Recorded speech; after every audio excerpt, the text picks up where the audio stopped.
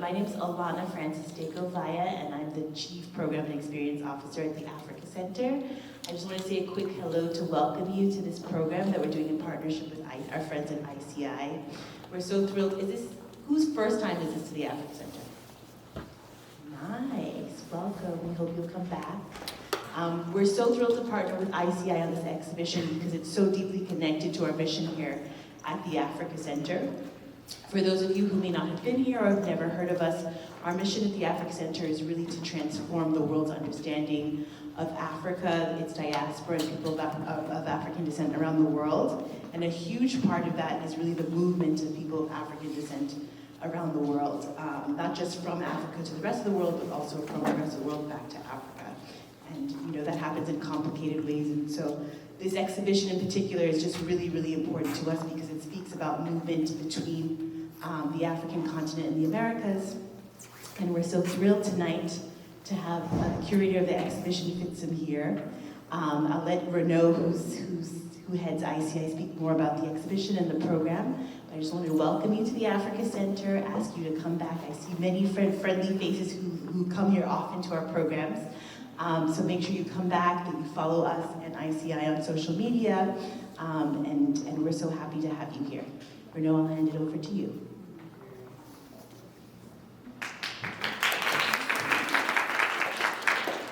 Thank you, Alana. Welcome everyone. My name is Renaud Roche. I'm the Director of Independent Curators International, ICI, and we're the organization that produced States of Becoming, the exhibition here at the Africa Center, which this talk, this evening, this conversation connects to.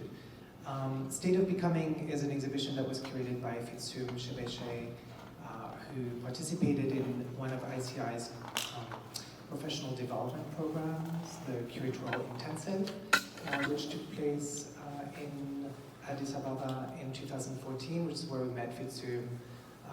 And as part of this connection with him, he proposed this exhibition to us a couple of years ago, and so over the last 2 years we worked with him on researching and developing this exhibition that you've seen tonight.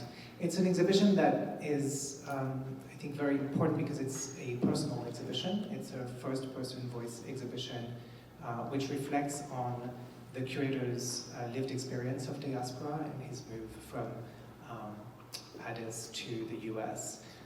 It does so also, of course, through the work of artists, but I think it's important to point out that it is told through his own eyes and through his own experience.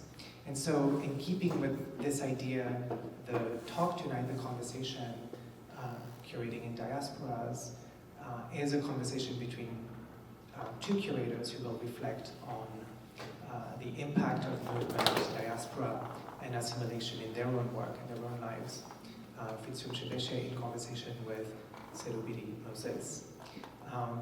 Before we start and before I introduce the speakers, I want to say a big thank you to everyone at the Africa Center for making this event possible and for being such great partners on presenting States of Becoming here. It's the first presentation of a 5-year tour, so we're really thrilled that it starts here in a place that feels like home for a show that reflects on ideas of home. And I also want to thank, of course, ICI's team, in particular Zoe Duguler, ICI's programs coordinator, for organizing tonight's event with the team at the Africa Center. Lastly, a big thank you to everybody who's made this event possible, including the City of New York and the State of New York for their support of ICI's public programs. Now, our speakers this evening, Fitsum Shebeshe, as I said, is the curator of States of Becoming. He is a curator and also a painter. He was born and lived in Ethiopia until 2016 when he moved to the US to attend the MFA in curatorial practice at the Maryland Institute College of the Arts, MICA.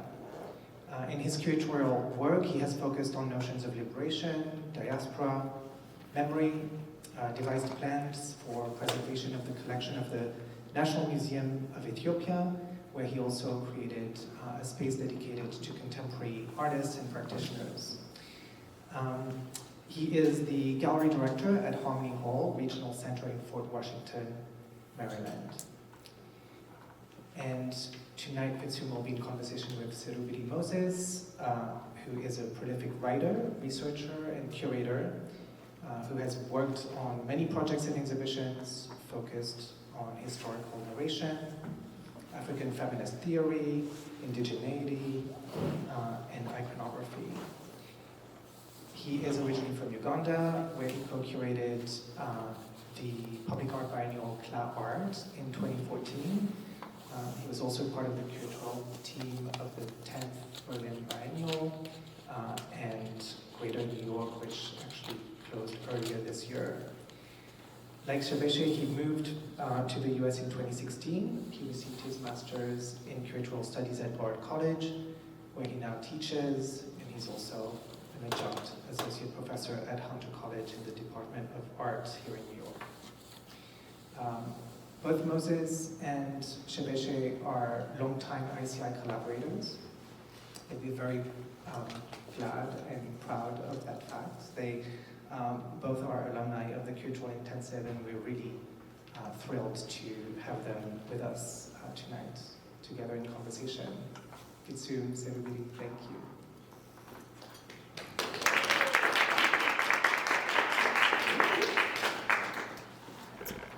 So thanks everyone for coming. Thank you, Fitsum. I guess I want to start by congratulating you on this exhibition. Can we give this?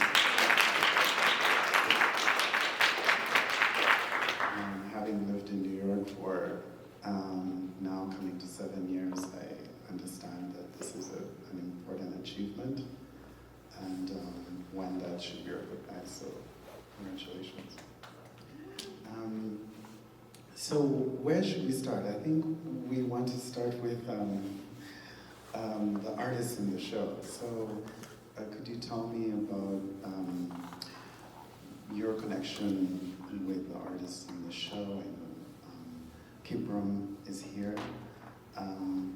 And could you talk about, the genealogies, the stories, the path that these artists have taken, and at which point you encountered them and how they came into this show? Well, thank you everyone for being here. Again, I'm Fitsum Shebeshe, and I'm a curator of State of Economy. First off, I would like to thank Moses. I've been voting for this moment to happen for a very long time, and I'm really honored and glad to be in conversation with you. Of course, you and I share pretty much a lot in common. We both moved from Africa to here at the same time. We went to the same school, not the same school, graduate school for the same program.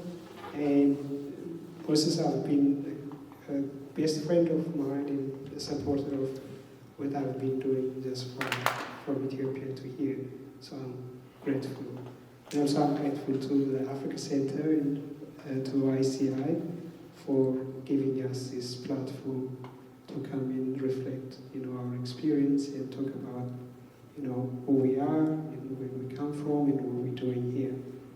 So with that, going back to your question, so this exhibition happened naturally, based off of my lived experience in America, and it started the moment I arrived here, and it's been, it's been on a making until I get the opportunity to, propose it to ICI and make it to reality. Artists that we have in the show are 17, and I've known some of them since I was in high school. I was not, back then I was not thinking I'll be able to work with them this time, but I've been a fan of some of them and I've seen their transformation, both artistically, emotionally, and psychologically. Some of them I have known from Africa, and and they moved here before I got here, and I've seen the change they've gone through. So when I come up with this exhibition, I try to look up artists from different regions of Africa. That's because of, sometimes, some of the conversations I've had here, especially earlier in my time, is that, not all the people, but usually like people say, oh, where is Africa? Like this question of assuming Africa to be a single country, where some people assume that, we know each other. And I say, oh, Ethiopia, it's like, oh, I've been to South Africa. So there is that notion of, thinking about Africa that I seem to find it incorrect in a way. So I try to look up, artists that reflect the culture of the continent. Africa being, like massive, having, like 60 different countries. There are like more than, like 60 cultures in Africa that we can explore. So I try to, find artists from, English-speaking African countries, French-speaking African countries in the Maghreb regions.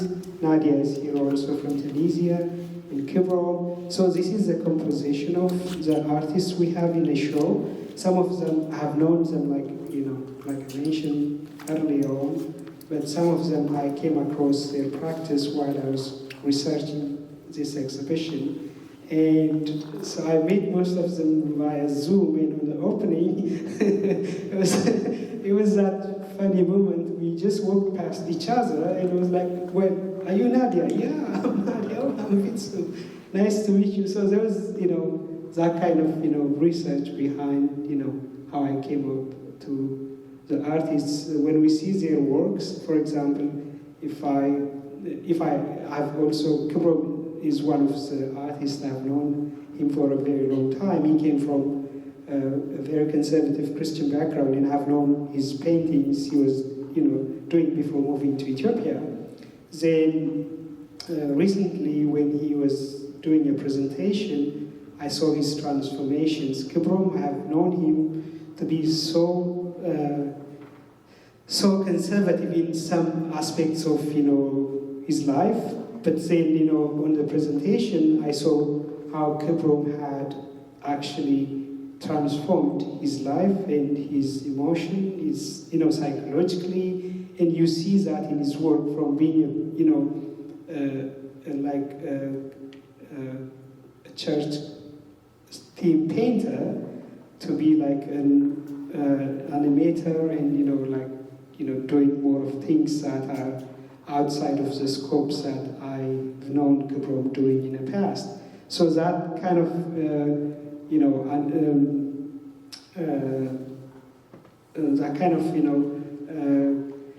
understanding of the artist's transformation was inspirational to me also to approach them in finding some kind of kinship in the works they do today. And also when we see Nadia's work, I've only saw her work at the PS1 in person one time, but I've had a conversation with her, and there was something that I really, fall in love with her work. Me, myself, being a painter, I see some connection right away. There is, of course, elements, sometimes Nadia is integrating elements that are, from her cultural background that you see in the paintings, but there's also that connection of painter to painter and also Africa to Africa. So this is how I came up with a list of artists we have in the show. We have 17, 16 from 13 African countries and the Caribbean. Yeah, thanks so much. I guess I had a second part to that question, but maybe you've already answered some of it. Perhaps, we can also talk about,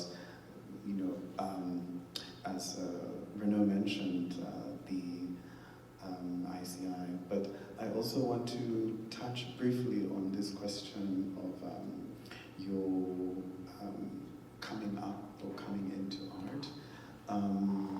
I know that we share, having been to the ASICO program, which he said we were in the same graduate program, but we actually were in the same, how can I say, artistic and curatorial residency, which is called ASICO, and it was run by CC Lagos. And so could you maybe talk a bit about yourself as a painter? I know you already talked about that, but just briefly before. Yeah, absolutely. I wish I have a few images to show you, but my background is painting and art history, so I studied painting. So I paint what I see, in a way, but what I see is different from what like for example Roger Frey, or like the Kantian way of seeing art in a way that it's a mimicking of what we see. But to me, when I paint what I see, I have beyond mimicking what I see. There is like a connection to the place I paint. I have a connection. I do portraits and I do landscapes. So when I do landscapes, I paint landscapes that has some kind of connection to myself. So I see myself in a painting I do. I have I have my, particularly there are paintings I paint in a studio where my grandma used to live. So I used to visit her before she passed away, and when she passed away, the only thing that left in me was her memories and the place she used to live. So usually when I am painting in the studio, I paint that landscape. It's like a kind of flora and fauna. It's in a highland part of Ethiopia where she used to live. So it's a landscape, but a landscape that's dreamlike, or a landscape that's more of like more of like a color with a limited expression in it. So when I paint portrait, I usually paint people I know. Of course, you were one of my subjects, but I try to paint not just to accurately render the structure of the face, but instead I try to capture the emotion of the person I know. This, of course, what the old masters were trying to do. So in a painting, I really try to capture who that person really is, beside how they look like or how their facial expression is. So those are, like my paintings. Sometimes, of course, I do commissions also, but that's how my practice is in regards to painting. So my other question was about ICI and the Africa Center, and so this is I know that the history of the Africa Center, Renaud, maybe you may correct me here, it does have a history of making exhibitions and commissioning artists as well. But I remember earlier on when I heard about this show, I told you about the exhibition Looking Both Ways.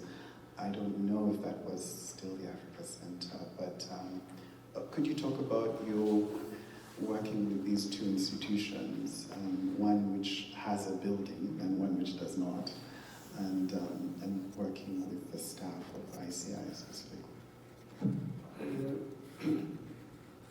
So there are two things. The first is working with ICI and the Africa Center actually made me hate the job I'm doing right now at my gallery. That's in a good way. Speaking about ICI, I have, of course, as Renaud mentioned, I've known ICI back in 2014 when they came to Ethiopia. So back then, I was still assistant curator at the National Museum of Ethiopia.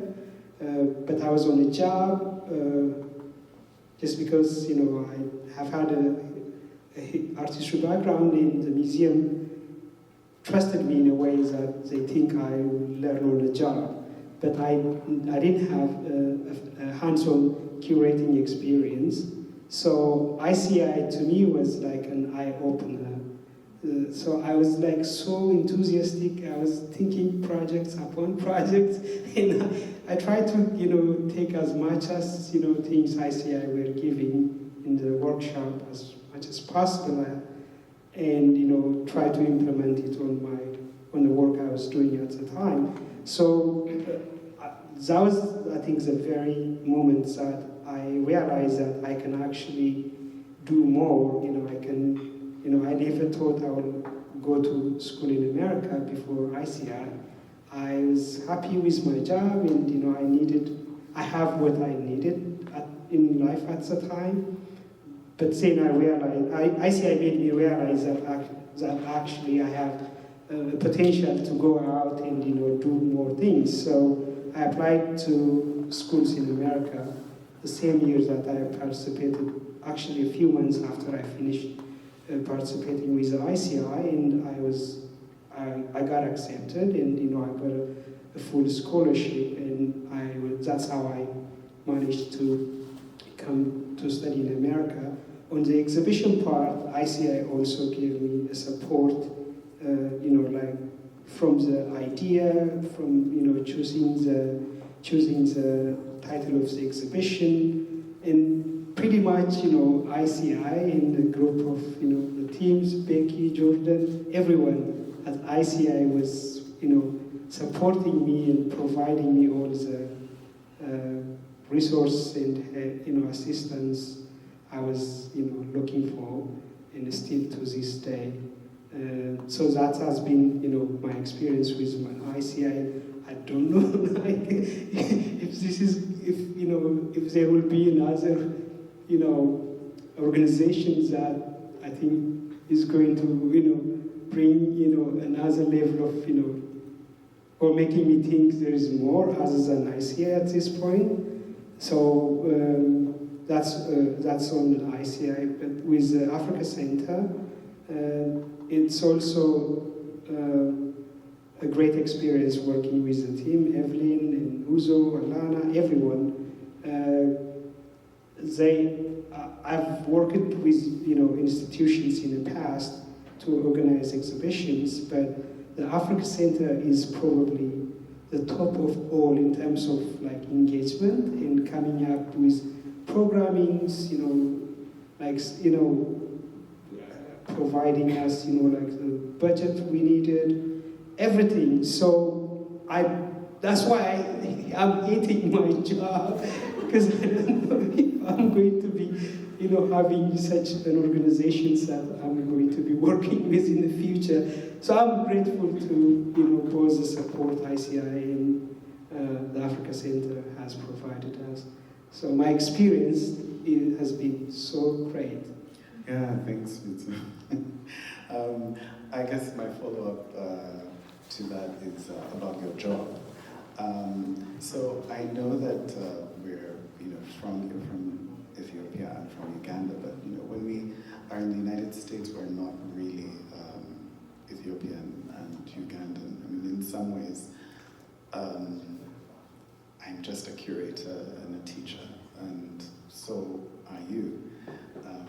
And so I wonder, when you're working in your job, obviously you don't work with artists from Ethiopia or even Africa. So could you talk about that and the kind of program you have at your job? And I know you curated many exhibitions there, so please. Yeah, sure. So the space is a state-funded gallery. So there is one question already that I don't have to always worry about, which is the budget.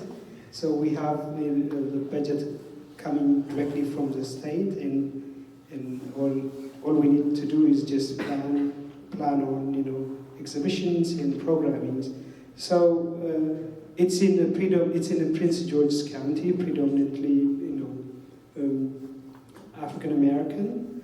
And for me, when I got the job 4 weeks prior to COVID, and I was so excited. And when the COVID came, I was honestly thinking I will not be, staying on a job because the gallery was closed and there was no programming that we were doing at the time. But it's good just when people trust you.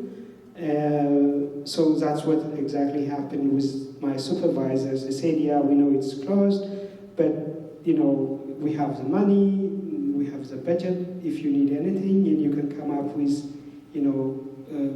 online exhibition ideas and online exhibition proposals, and we can help you with that, which is very good of them. So I've been working more of a hybrid programming, both exhibitions and conversations with artists. But for the most of the 2021 and 2020, we never had an in-person show. But I was still doing shows regardless, and inviting artists, and having shows. And at some point, I was hesitant that how long I'm going to be doing that, because we always have to have people coming to the space and interacting with exhibiting artists and speaking with me. But I was still, privileged to be there, and also the commission supports me because they give me the opportunity to decide which artists to invite. So usually what I do is I go around and find artists that have, maybe if we are doing 5 shows a year, I'll make sure that we have artists that speaks to the commission's goal, because it's something that also my supervisors pay attention to it. And I also invite artists I think would deserve the opportunity regardless of their background. And we've been doing shows with international artists, local artists, from emerging to mid-career to Yeah, I'd say this because I think that when you came to my exhibition in the summer that I had at Jenkins Johnson, I think the staff there thought that, oh, this is just your friend from DC, and then when they spoke to you a bit more, they realized, oh, he's the director of an art center in DC, like fully funded. So I think it's really important that we mention it. Okay, just lastly, I want to ask you this about your research in relation to this exhibition, and so we leave room for questions. About Paul Zeleza, who is I believe he's a scholar, and I want to ask you about his work and your research into that, and his notion of diaspora. I think, just to preface this question a bit, I think that there is a lot of debate about this word diaspora, and I think that some of the debate is contentious. I don't want to get into it, but yeah, could you talk more about Paul Zeleza and his work and influence on this show? So I ended up, on Paul Zeleza, and what is very interesting about Paul Zeleza is the way he defined the African diaspora in a way that an African diaspora is a process, unlike Paul Collins Palmer's definition of Africa from a historical perspective as being pre-colonial and post-colonial. But in Zeleza's, it's more of a process that can be a product, that can end to a product. In this process, there is there's an opportunity of undoing of your Africanness or your identity, there is redoing it, and there is also, an opportunity for people, to completely, get out of, being a diaspora and going back. So I found that area of, his definition to be very relevant to me, and that's how I, end up being, a fan of his scholarship. Yeah, you've said, I guess, I don't want to take too much time, but maybe a comment before I open up for questions. Is that you mentioned Mudimbe, who wrote the book, The Idea of Africa. I think it's really interesting because I think that these writers also, by questioning the singularity of the continent, also push us into this gray area that you're talking about. And as a curator, I think you sort of also then dispel the idea of an African art with it, I think meaning that you reject the idea that there is such a thing as African art in order to fully as you said, re-articulate your Africanness in a way that is not subjugated or essentialized or stereotypical. Okay, so thank you so much. I guess I would like to open up to questions.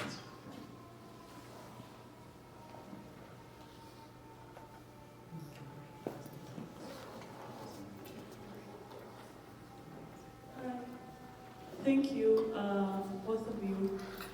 So I just want to know how you were able to navigate working independently as a curator and when you were working for an organization.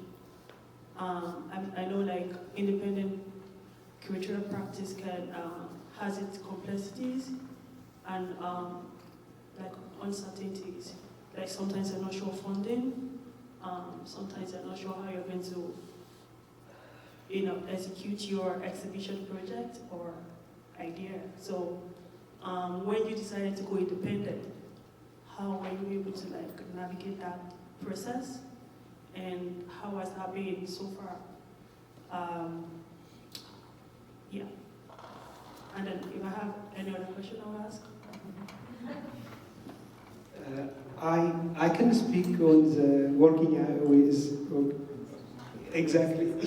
I'm the independent curator. It's not independent.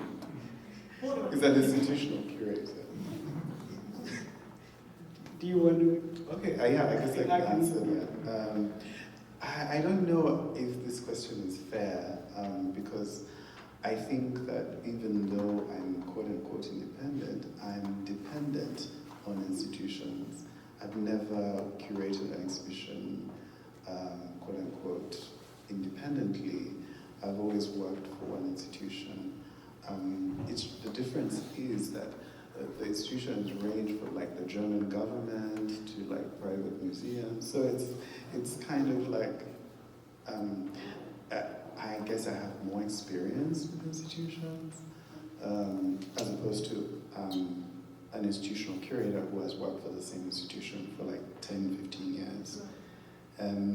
So I think that's the difference. Yeah, if I may also, I think working with an institution has its pros in terms of, having the budget and having, the resource you need to curate the show, a particular show. But on the flip side, it has also a limitation because, at least from where I'm working, there is a certain, goals that the institution expects from the exhibition. Of course, all exhibitions have goals, but I found that to be limiting in a way that, there were things that I want to navigate more, but, supervisor may come and say, oh, well, you need to do this, do that. So I've done a few shows without my willingness, just because I have to do them to satisfy, the requests. But I think balancing is I think the best way to be a curator in both ways, independent or institutional. And I've done a few shows independently, and I loved them, but of course it's also a challenge. Yeah, so. Yeah. Oh. I think we could ask some more questions, we'll come back to you. Does anybody else have a question?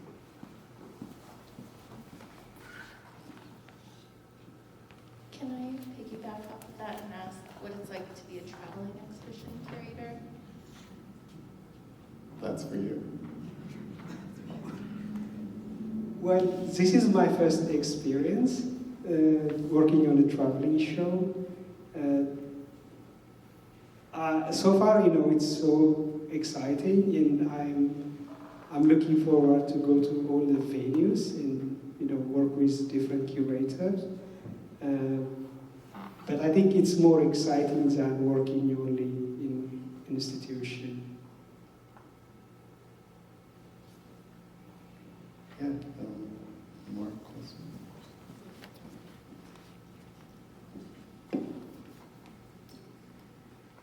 My question is just, how has your curator career or technique changed from when you were in Ethiopia working at the National Museum to working here in the United States? That's a tough question.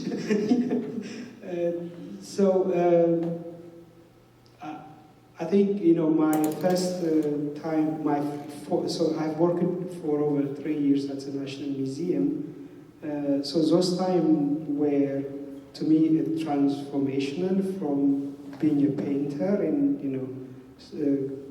knowing artistry courses to actually into doing things in practice. And also the school I went to is an MFA program, so I think that really helped me a lot. But I am more conscious with what I am doing now versus what I was doing in Ethiopia. Of course, it's been more than 10 years since I was on that position, and 10 years I have an experience of meeting people, working with artists, and each time I do a show, I learn something out of it. And in Ethiopia, maybe I was more limited to a certain idea or perspective, because even I didn't have a traveling experience. I was probably one of the few people who never left Ethiopia until they are in their late 20s. So I think that has its implication by itself. It's good that I have the privilege to travel around this time and get more exposure and be in more conversations that I sometimes find myself struggling to understand. Sometimes that conversations that inform my practice. Yeah.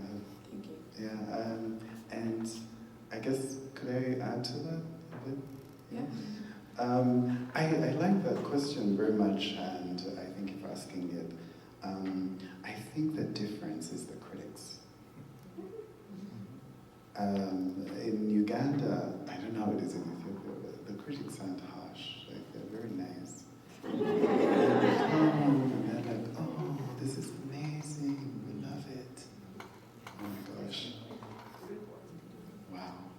Like, curating in Europe and America, oh my goodness. The critics are unhappy. Especially the bigger the exhibition, the worse the criticism. And so, in a sense, I hope somebody writes an exhibition review for this exhibition. But yeah, we have more questions. Yeah.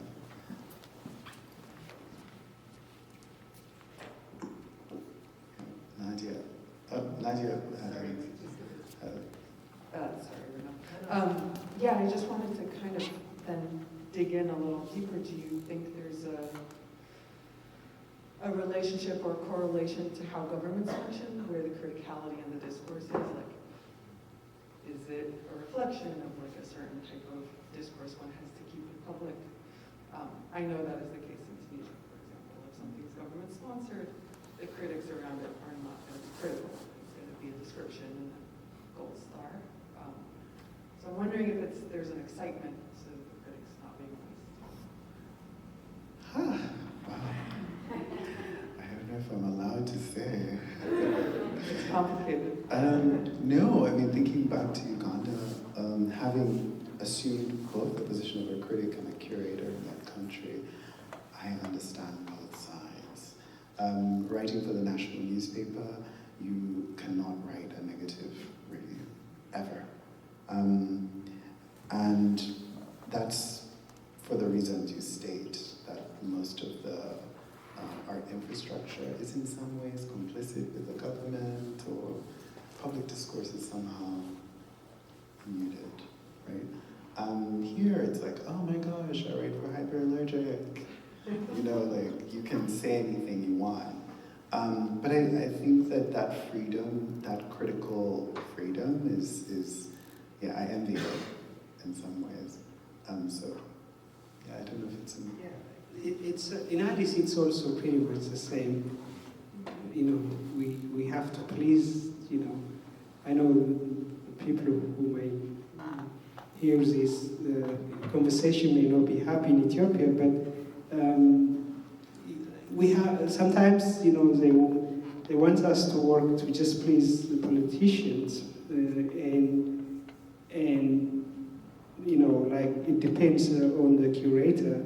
There were times at the National Museum where we had a show at the contemporary space that we founded, and it was just, you know, an official who came and asked us to, you know, end the show abruptly because they think there will be another show that they want to exhibit. So I think in this case, assertiveness, of course, it's you know, it has its own consequence, but we fought, you know, with this official, we said, oh, well, we can do that if you want us to do. If you don't want to wait, but we're going to write to the national television media to come and document you know, the installation and everything, and we'll tell about our stories.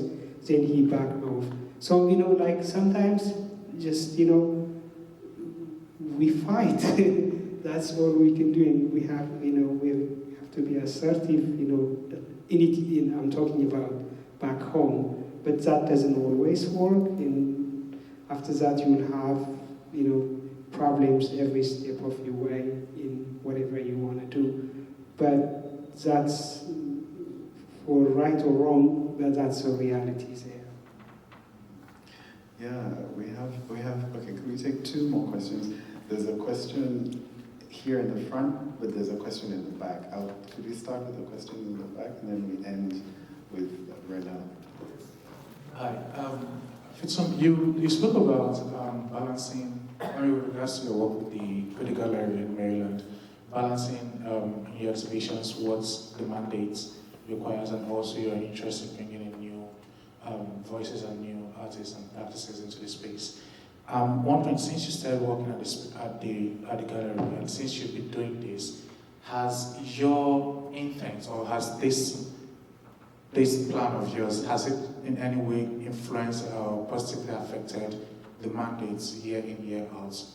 I don't know what the mandate is of the gallery, I must confess, but do you think it has positively changed the aids towards more appreciation of such works that you've been bringing in outside the mandate?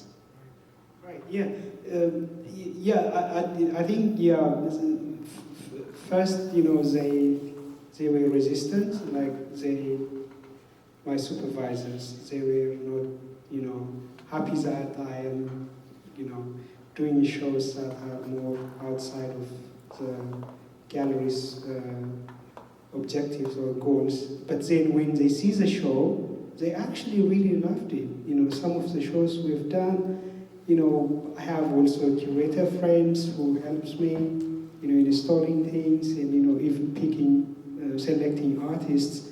So when I'm going, independently, I'll make sure that it's a work that, of course it's still subjective, but I'll try to make my best judgment in selecting the artist. And some of them, they're not happy, but overall, I think they are trusting me more, and they are being open to, new ideas as I do more shows, independently in the space. So yes, it's positively, influencing by the supervisors. Do we have another? Yeah, there's a question. Hi, good evening. Hi, good evening. Is it Ashmi? Yeah.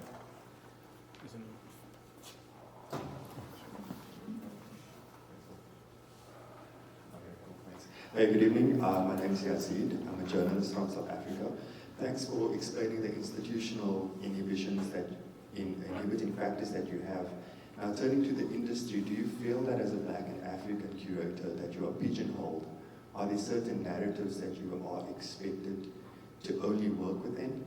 And also, can you maybe talk about the relationship building with artists on the second level? Thanks. Yeah. Do you want to answer? No, it's for you. I want to answer. This is yours.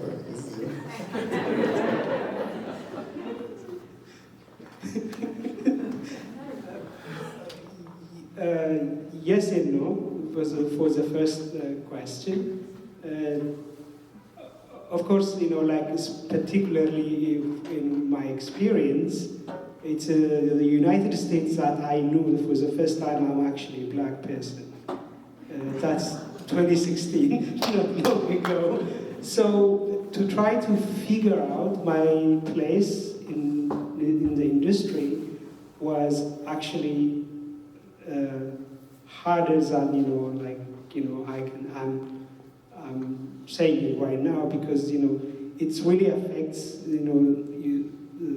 my self-esteem. It really affects the way I think, the way I see myself, and these are like a challenge that I have to overcome just because I'm different and I'm Black, and even knowing that you are a minority is not for me, it's not something that I can get over with it for a very long time. But it was possible, and I was able to move on and grow out of it. In terms of the artists, I studied Western artistry, which is also a problem for me interpreting African art or arts from Africa using a Western language that I studied. That's another topic, we can maybe talk about it later, some other time, but I usually, work with the artists that I find a purpose in their work, regardless of, being who they are or where they come from, or, even in our space, oftentimes, I try to give opportunities for Washington, D.C. metropolitan artists, but anyone from, I've done shows with artists from Pennsylvania, from Africa, from anywhere, West Virginia. So as long as it's something that speaks to me, and it's something that, I am interested in, I don't really, set a certain, line as to should I work with this demography or should I do this or that. So that's my experience working with artists. But the first question, I can talk about it all in all for a while. It's really tough for me to, go through this experience and be where I am today. Yeah, and I think for me, the New York Times, it was a shock when the the New York Times published my name and then added Ugandan curator, because in Uganda, I think, I don't think people think I'm a curator, maybe they don't know. Because, again, the politics of institutions means that unless you're the full professor teaching for 20 or 30 years at a university, you can never really be understood as a professional in a field. So I hadn't worked long enough in Uganda to be referred to in any capacity as a curator. So it was a shock. I was like, who is the Ugandan curator? Anyway, but as I said, in the US, I'm really just a curator. I don't represent any nation. I don't represent any race. It doesn't mean that I'm colorblind. Of course, I'm schooled in Black consciousness from the 70s in South Africa and other places. I'm schooled in, in the Jomo Kenyatta, Uhuru, Black consciousness and other kinds of consciousness. In fact, even the Nasser variety of Arab consciousness and etc. So I'm very aware of race, but I'm not at the same time only quote unquote representing marginal or Black or Ugandan artists. Renaud, it's the last question. Thank you. Thank you, both of you. And I wanted to maybe go back to your working definition of diaspora as a process. And I happen to know, Fitsum, that you've been thinking about the ideas behind this exhibition, States of Becoming, through previous earlier exhibitions, Depart Africa, and I think other maybe smaller exhibitions or projects, works with artists. And so I wonder if you can maybe elaborate on the process through which you've understood diaspora over the last 6 years, and maybe what seeing this show finally open here in all of these 17 artists and was speaking back to you due to that process-based definition. Sure, yeah. Thank you for the question. There were a few things I forgot to mention, but earlier. Yeah, so I'm going to go back to the definition of the diaspora, how I decided to only focus on artists who moved here or lived here within the past 30 years, because for the reasons that in the definition, he defined the diasporas as a contemporary who are here post-independent of Africa, and the driving force for him is globalization, societal, change in Africa.